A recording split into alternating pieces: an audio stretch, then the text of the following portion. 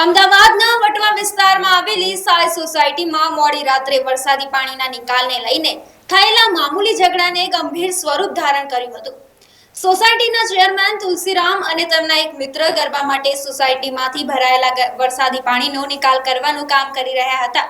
આ દરમિયાન સોસાયટીમાં રહેતા ઋષભ નામના એક યુવકે પોતાનું એક્ટિવા એવી રીતે પાર્ક કર્યું કે તે કામમાં અડચણરૂપ બન્યું.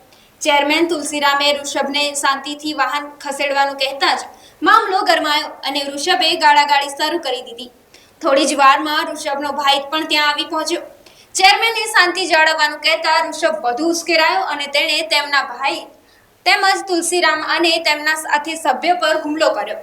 હુમલાખોરોએ સ્ક્રૂ ડ્રાઈવર વડે બંનેના માથામાં ગંભીર ઈજા પહોંચાડી, જેનાથી તેઓ લોહી લુહાણ થઈ ગયા.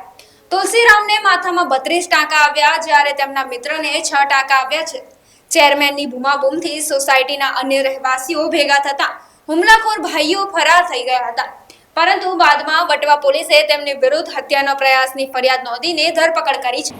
ગઈકાલે સાંજના સમયે વટવામાં સાંઈ રો હાઉસ જ્યાં આગળ સોસાયટીમાં માતાજીના ગરબા થતા હતા એ મંડપમાં પાણી ભરાયેલું હોય, એટલે ફરિયાદી અને સાહેબ એ પાણી દૂર કરવાની કાર્યવાહી કરતા હતા. એ દરમિયાન આ કામના જે આરોપી છે ઋષભ તિવારી અને એનો ભાઈ, એ બંને એક્ટિવા લઈ અને આવ્યા.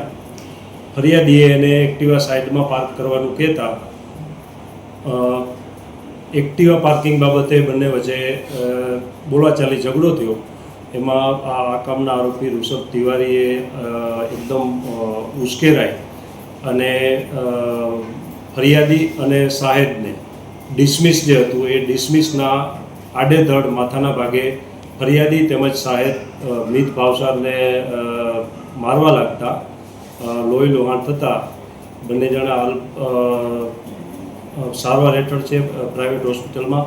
અને જે અંગે વટવા પોલીસ સ્ટેશનમાં ભારતીય ન્યાય સંહિતાની કલમ 109, 115(2), 351(3), 54 તથા જીપીએફ કલમ 135(1) મુજબનો ગુનો રજીસ્ટર કરી આગળની તપાસ તજવીજ ચાલુ છે. સાહેબ, આરોપીઓની ધરપકડ કરવામાં આવી છે કે કેમ અને આરોપીનું બેકગ્રાઉન્ડ શું છે, શું કરે છે? આ કામે કુલ 2 આરોપીઓને રાઉન્ડ અપ કરવામાં આવેલ છે. ઋષભ તિવારી અને સૌરભ તિવારી બંને ભાઈઓ છે.